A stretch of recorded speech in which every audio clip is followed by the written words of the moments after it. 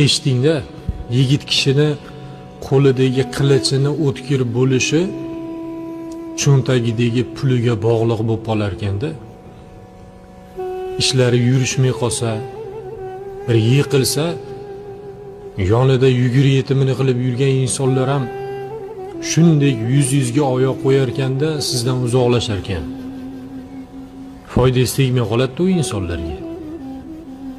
Yigit kishini qo'li kalta bo'lsa, qiynalib qolsa, u bilan hech kim hech narsani maslahat qilmaydi. Bir keraksiz matoqdek bir chekkaga irg'itib qo'yishadi.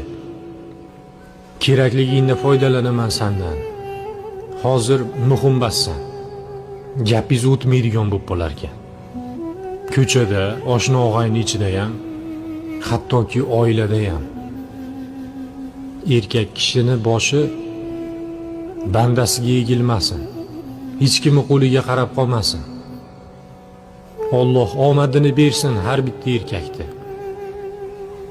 Nima bilan sinalsa sinalsin, lekin erkak kishi bu yo'qchilik bilan sinalmasin ekan. Bu gaplarim sizga oddiy bo'lib tuyulishi mumkin, lekin bu narsani boshidan o'tkazib, ko'zlari bilan ko'rgan erkaklar tushunadi bu narsani.